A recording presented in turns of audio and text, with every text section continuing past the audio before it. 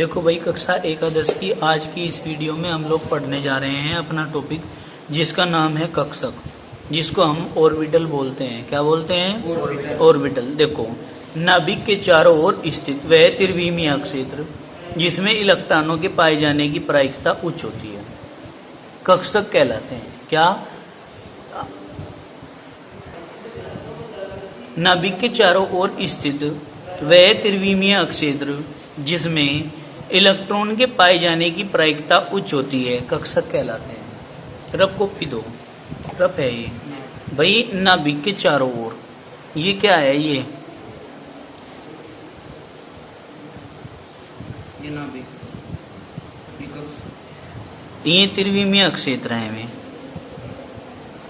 ये नाभिक है और इसके चारों तरफ ये क्या है? ये त्रिविमीय क्षेत्र है। यही कहलाते हैं कक्षक, जिनमें इलेक्ट्रॉन घूमते हैं। ठीक है। अब देखो कक्षकों की आकृति, आकृति मतलब शेप ऑफ ऑर्बिटल पढ़ेंगे। अब देखो कक्षक होते हैं हमारे पास कितने प्रकार के? एस, पी, डी और एफ। क्या? देखो यहाँ कक्षक होया करें एस, पी, डी और बेटे एफ। सबसे पहले आप लोगों को पता है कि एस में कितने इलेक्ट्रॉन हुए हैं? एस ऑर्बिटल में कितने इलेक्ट्रॉन हुए हैं? दो में प्लस कर दो 4, कितने हो जाएंगे? 6 में प्लस कर दो 4, कितने हो जाएंगे?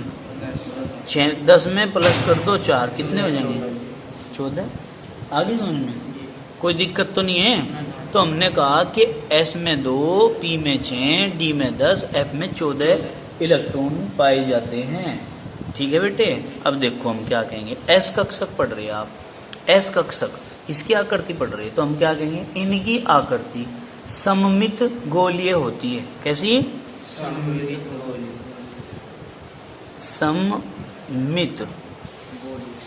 सममित गोलीय होती है। इनमें कोणीय नोड की संख्या 0 होती है, मतलब कोणीय नोडल तल इसमें नहीं होता। उसकी संख्या कितनी होती है? 0। नोड होता है ये, जिसमें लोब होते हैं, और लोब जहां पर ये मिलता है आपस में, ये वलय होते हैं, ये लोब्स बोलते हैं इनको। और ये दोनों लोब जहां पे मिलते हैं इसको बोलते हैं नोडल तल,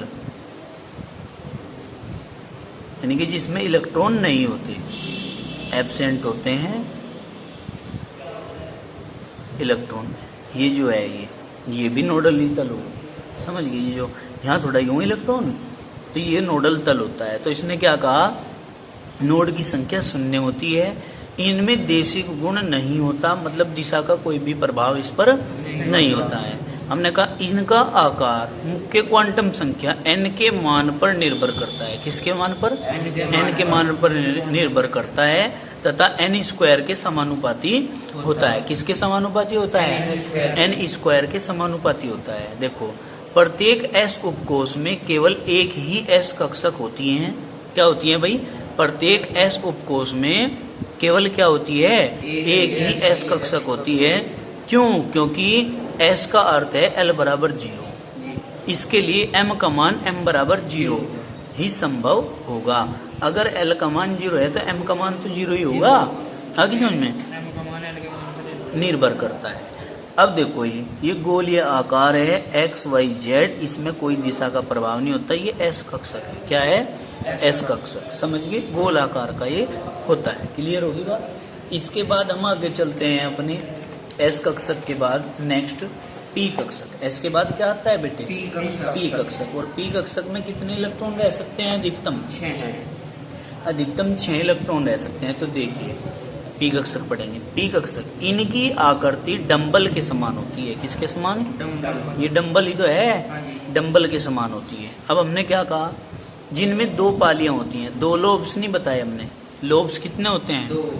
ये है नहीं, एक ये री और एक ये री, जिसको कहते हैं लोब्स या पालियां। कितनी पालियां होती हैं? 2। एक दूसरे को स्पर्श करती हैं। उस तल को नाभिक स्थित होता है, यानी कि जिस तल पे दोनों लोब्स एक दूसरे को स्पर्श करते हैं उसमें होता है नाभिक। ठीक है। यह p कक्षक इलेक्ट्रॉनों के पाए जाने की प्रायिकता 0 होती है। आगे समझ में, क्या पी कक्षक इलेक्ट्रॉनों के पाए जाने की संभावना जो है शून्य होती है, चूंकि पी उपकोष L बराबर 1 के लिए m के 3 मान संभव हैं। कौन कौन से? -1, 0, +1। आपको बताया भी था अगर p का मान 1 हो जाए, हमारी टेबल थी S, P, D और F। S 0, P 2 और F 3। तो P में मान 1 आ रहा, तो ये L के मान थे, L का मान 1 है, तो M के मान +L से -L तक शून्य सही तय करें, तो मान होगा +1 से लेके 0 -1। तो कितने मान होंगे? 3 मान होंगे। किसके? M के। ठीक है बेटा। अब देखो यहाँ तो हमने कहा m के 3 मान -1, 0 या +1 होते हैं। इसी कारण p उपकोष में 3 p कक्षक होते हैं। क्या? p उपकोष 3 p कक्षक होंगे। कौन से? x, y, z। ये px, ये py, ये pz। तो इन्होंने कह दिया भाई 3 p कक्षक होते हैं जो px, py, pz होते हैं। x, y, z तथा p कक्षक के देशिक गुण अर्थात उस अक्ष को व्यक्त करते हैं जिस पर कक्षक स्थित होता है। भाई x, y, z तो उन अक्षों को प्रदर्शित कर रहा है जिस पे ऑर्बिटल स्थित है, जिस पर कक्षक स्थित होता है। तीनों p कक्षक एक दूसरे से 90 डिग्री पर होते हैं। देखो ये डायग्राम है, बुक्स में से आपको बना लेना है। भाई ये z है, ये x है, तो ये x अक्ष पे स्थित है। ये y है, ये x है, ये z है। तो क्या है? ये तो x अक्ष पे स्थित है, तो -1 हो गया इसके लिए मान। कितना हो गया? यहाँ लिख दो m बराबर -1। ये x अक्ष पे स्थित है। अब हम बात करते हैं दूसरे की, किसकी? y अक्ष की। तो देखो ये p y है, ये x है, ये z है, तो ये y अक्ष पे स्थित नहीं है क्या यहाँ? ये भी z। भाई z कहाँ है? ये कौन सा? z। y x z, ये मान लो इसे।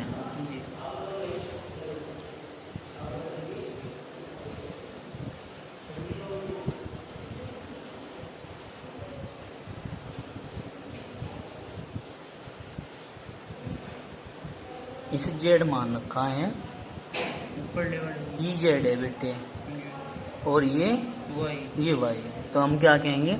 ये जेड वाला ये अक्ष आ गया, तो जेड अक्ष पर स्थित है, तो इसके लिए मान आ गया 0।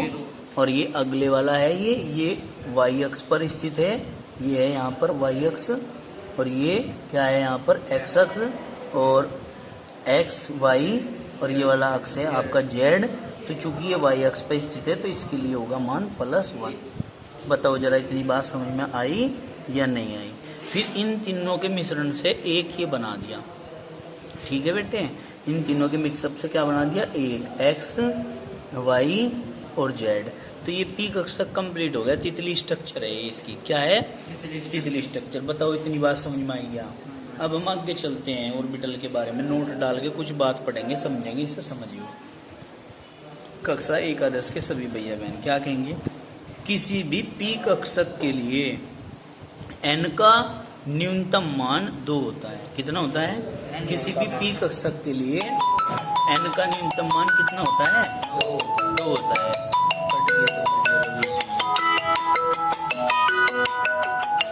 देखिए अब हम पढ़ रहे हैं इसमें अपने कि किसी भी पी कक्षक के लिए, थोड़ा सा मैं इसको फोकस कर लेता हूँ। क्या कहेंगे? किसी भी पी कक्षक के लिए n का न्यूनतम मान कितना होता है? 2 होता है। पी कक्षक के लिए n का न्यूनतम मान, पी कक्षक के लिए n का न्यूनतम मान कितना होगा? 2। कैसे होगा 2? देखो ये बात समझ में नहीं आती बच्चों की। देखो पी कक्षक के लिए l का मान तो है 1, लेकिन n का मान पूछ रहा है। n का मान इसका 1 है, इसका 2 है।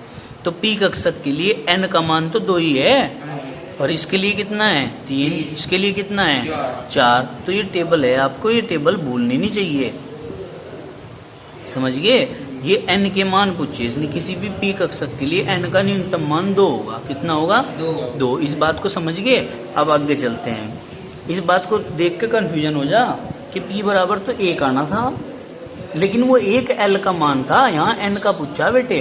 अतः सर्वप्रथम p कक्षक 2p है। जब p के लिए न्यूनतम मान 2 होगा तो इसलिए p कक्षक के लिए जो न्यूनतम मान होगा वो 2p होगा, 1p नहीं होने का। हाँ जी, समझ गए। सर्वप्रथम p कक्षक 2p होगा, 1p का कोई अस्तित्व नहीं होता है। ये एक डंबल है, ये नाभिक है बीच में जहाँ पे इलेक्ट्रॉन एब्सेंट है। मैंने पहले भी बताया था इलेक्ट्रॉन क्या है एब्सेंट है, ठीक है बेटे। ये नाभिक है और ये इसके लोब्स हैं जिनको हमने पालियां कहा था, ठीक है। अब बात आती है नोडल तल की। किसकी? नोडल तल। नोडल तल के नोडल तल होता क्या है, देखो ध्यान से बात सुनो। नोडल तल क्या होता है देखो, किसी परमाणु में उपस्थित वह बिंदु अथवा अक्षेत्र, क्या? किसी परमाणु में उपस्थित वह बिंदु अथवा अक्षेत्र जिसमें इलेक्ट्रॉन के पाए जाने की प्रायिकता शून्य होती है, अर्थात जिसमें इलेक्ट्रॉन नहीं पाए जाते हैं, ठीक है। नोडल कहलाता है या नोडल तल कहलाता है या नोड कहलाता है। इस प्रकार वह तल जिसमें इलेक्ट्रॉन के पाए जाने की संभावना शून्य होती है उसे नोडल तल कह देते हैं। आगे समझे। और वह बिंदु जिसमें इलेक्ट्रॉन के पाए जाने की संभावना 0 होती है वो नोड कहलाता है, और वह तल जिसमें इलेक्ट्रॉन के पाए जाने की संभावना 0 होती है वो नोडल तल कहलाता है। समझ में आ गई बात। अब आगे चलो। किसी ऑर्बिटल में कोणीय नोडों की संख्या स्मॉल एल होती है, क्या? कोणीय नोडों की संख्या स्मॉल एल। किसी ऑर्बिटल में त्रिज्यक नोडों की संख्या n-l-1। फॉर्मूले हैं याद रखना, n-l-1, और नोडों की कुल संख्या n-1। क्लियर होगी बात। आगे चलो भाई। देखो बेटे, आपसे मैंने कहा था एडमिशन के लिए आप लोग एडमिशन करा लो, ठीक है। नहीं पंजीकरण हो जाएगा तो फिर पहले ही हो जाएंगे सारे काम। देखो तुम्हारा तो हो गया, देखो जिनका हो गया वे स्कूल में नहीं आते, जिनका होने रहा में डेलिया में। विडम्बना है बेटे संसार की, समझा करो, सही दिशा पकड़ लो। देखो डी कक्षक में क्या कहेंगे? इनकी आकृति द्विडंबल समान होती है। किसके समान होती है? द्विडंबल। हाँ। उपकोषों के लिए l बराबर 2 के लिए n की न्यूनतम मान 3। भाई l बराबर 2 है तो n का न्यूनतम मान कितना होगा? उसका 3 नहीं होगा। अतः 1D और 2D कक्षक का कोई अस्तित्व नहीं होगा, अर्थात 1D और 2D नहीं हो सकता, 3D हो सके। सबसे पहली D कक्षक कौन सी होगी? 3D। अब इस बात को हम समझेंगे SPDF से कि अगर L का मान ये है, L का मान 2 हो जाए तो L का मान 2 है D कक्षक के लिए, तो इसके लिए N का न्यूनतम मान तो 3 आएगा। तो इसका मतलब 3D कक्षक संभव है, 2D 1D कक्षक संभव नहीं है। समझ में आ गई ये बात? कोई दिक्कत तो नहीं है। अब क्या कहेंगे? यहाँ देखो 3D होती है। D उपकोष के लिए L बराबर 2 के लिए M के कुल मान 5 होते हैं। L बराबर 2 के लिए अगर M के मान देखने लग जाए तो 5 नहीं होंगे। हाँ, क्योंकि L बराबर 2 है तो प्लस L से माइनस L तक +2 +1 0 -1 -2 5 मान होंगे। हाँ, 5 ऑर्बिटल बनेंगे। अतः प्रत्येक D उपकोष में 5 कक्षक होते हैं, ठीक है जी। 5 ऑर्बिटल होते हैं। इनकी दिशा के आधार पर इन्हें dxy, dyz, dxz, dx2y2 और dz2 से निरूपित किया जाता है। बताओ इतनी बात समझ में आई क्या? कोई दिक्कत तो नहीं है? ये देखो मैं आपको डायग्राम दिखा रहा हूँ। ये वाला डायग्राम जो है पहला, ये dx2y2 का है, ये वाला dyz का है। फिर नीचे की ओर चलते हैं, ये वाला dz2 का है, ये dxz का है। किसका है? dxz का है, स्क्वायर ना समझ लियो, xz का है। और ये वाला dxy का है। अब dxy के लिए +2 मान होता है और डी एक्स जेड के लिए +1 होता है, डी जेड स्क्वायर के लिए 0 होता है और डी वाई जेड के लिए मान -1 होता है और D X square Y square के मान m का -2 होता है। कोई दिक्कत है क्या? अब इसके लिए हम ऑर्बिटल बनाएंगे, क्या ऑर्बिटल बनाएंगे? D orbital. डी ऑर्बिटल बनेगा कैसे? या डी उपकोष, ये बनेगा बेटे पहले डी उपकोष। डी उपकोष है पूरा का पूरा, यानी कि 5 डी ऑर्बिटल, 1 2 3 4 5 डी ऑर्बिटल मिलकर इसका निर्माण करते हैं, डी उपकोष का निर्माण करते हैं। ठीक है, जाइए मिलकर आइए आप भाई। 5 डी ऑर्बिटल मिलकर किस चीज का निर्माण करते हैं? डी उपकोष का निर्माण करते हैं। ठीक है नहीं? अब देखो यहाँ कौन कौन है, कैसे कैसे हैं। सबसे पहले ये वाला डी एक्स वाई, ये वाला D Y Z, Y Z भी तो होगा, वाई जेड, और ये डी एक्स जेड, और ये डी क्या बेटे? एक्स स्क्वायर वाई स्क्वायर, और ये डी जेड स्क्वायर। अब ये सीक्वेंस देखनी है इसकी हमें, उस दिन कॉपी में मैंने करवाई थी, निकाल लो। ये सीक्वेंस हमें याद रखनी है। ठीक है, ये सीक्वेंस हमें याद रखनी होती है। इसमें यदि कोई चेंज करना है तो अभी कर लेंगे हम, इसमें यदि चेंज करना है तो अभी कर लेंगे। क्यों? क्योंकि फिर सारे न्यूमेरिकल आपके गलत हो जाएंगे।